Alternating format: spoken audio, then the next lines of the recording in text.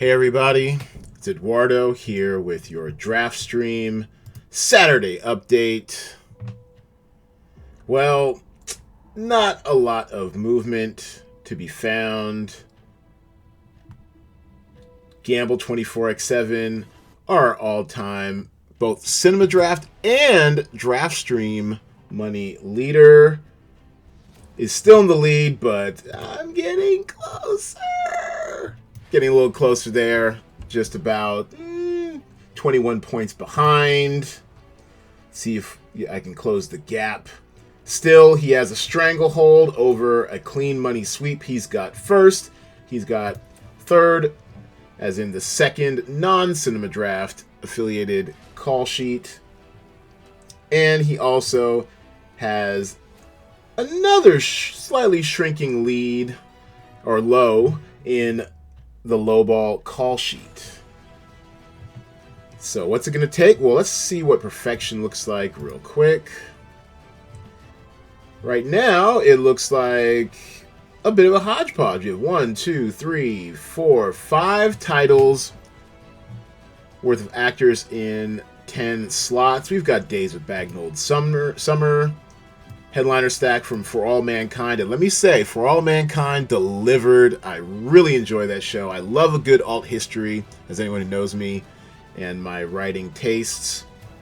You've got an optimal stack of Good Trouble. An optimal stack for the new players is 2 headliners, a co-star, and a day player of what you figure is your most valued title. And yeah, for 9,000, getting 154.21 is pretty good. Sean Dooley from It's a Sin, headliner from that. And on almost nobody's call sheet, The Real Housewives of New Jersey, providing tremendous value, unexpected value. The value of the slate. 5,800 for a headliner gets you 129.22 points, or for a whopping 22.3x value. Wow. Or 22.3 value. That's pretty incredible. Anyways, this is what perfection looks like. Doesn't seem like we're going to touch it this week, despite G24, the homie's best attempts. Let's take a look at Idemo out there in 4th place.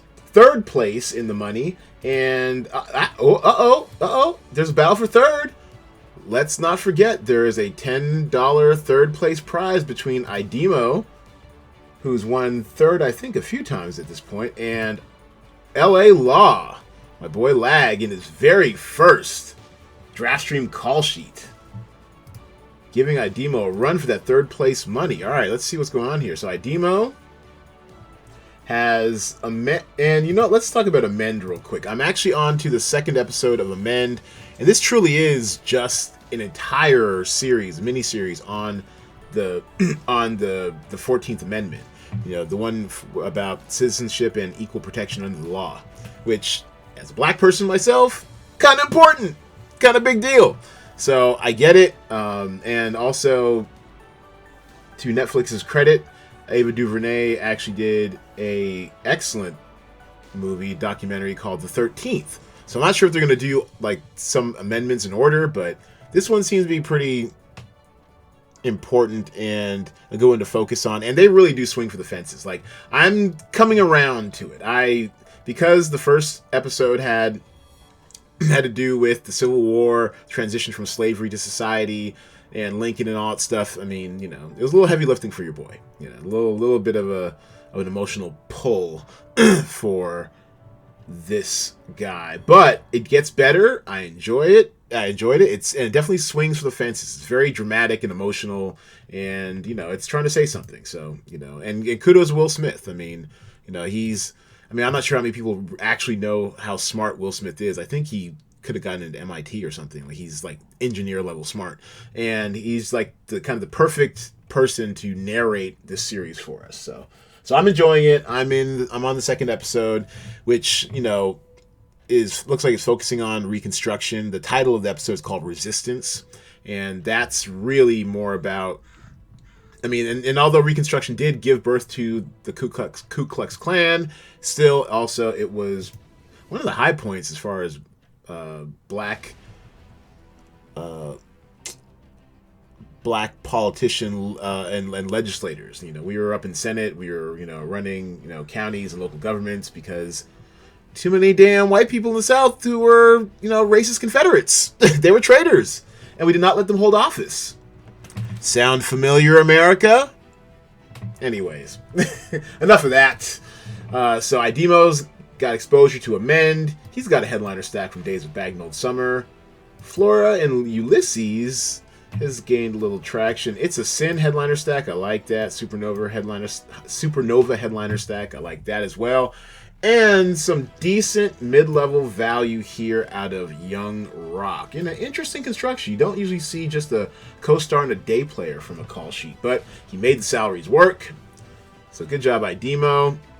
I would say I'm pulling for you because I like, you know, I mean, even though you haven't quite cracked the top 2 yet, I think I do love the consistency of getting to the cash, of getting a little bit of money for your efforts. But I would be pulling for you if it weren't for my boy Law. We go back all the way to college, freshman year, freshman dorm, first floor, second floor. And I just like the fact that this little math major here jumped in with 2 feet and is challenging for some money. He's got a 3-pack of Amend. Might be the teacher in him. He's a principal at a high school. Headliner stack of Nomadland. Expensive, but he was paying for the points.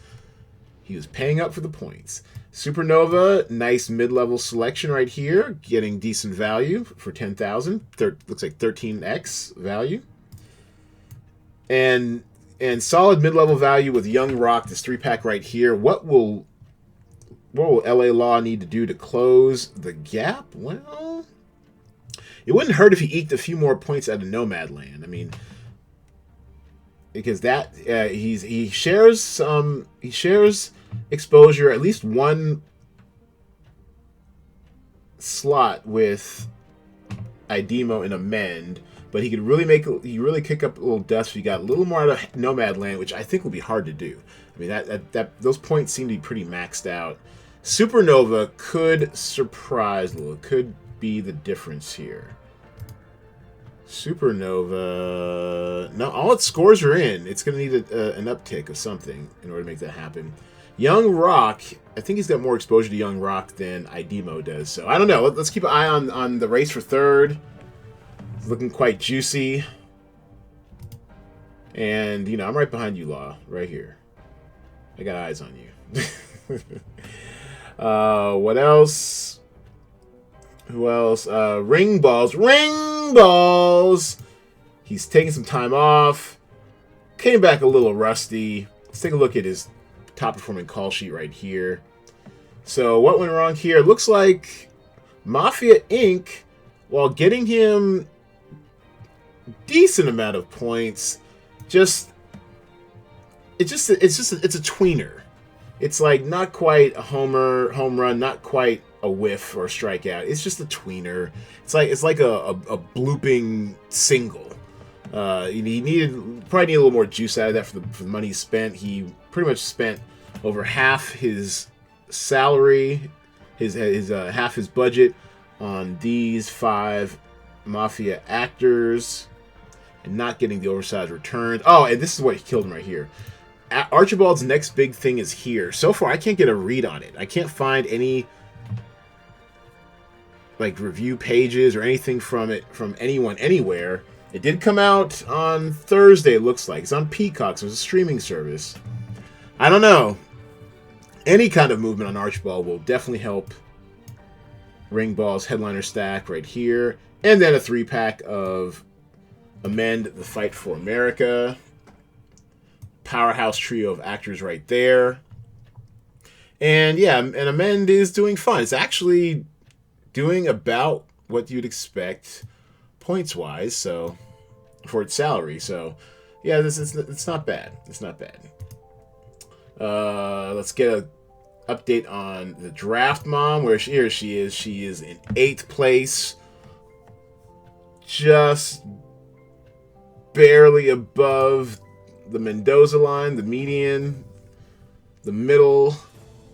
And I think Allen versus Farrell may come in for her. It's a little risky anytime you take a Sunday release date show and try to leverage it into some points, because if you miss or it's not covered or any kind of calamity, I mean, you only have a day to make up points. It'll be tough because their game ends at Monday, 12 p.m. Pacific time, after which I will take the scores, compile them, and present them to you with next week's talent pool.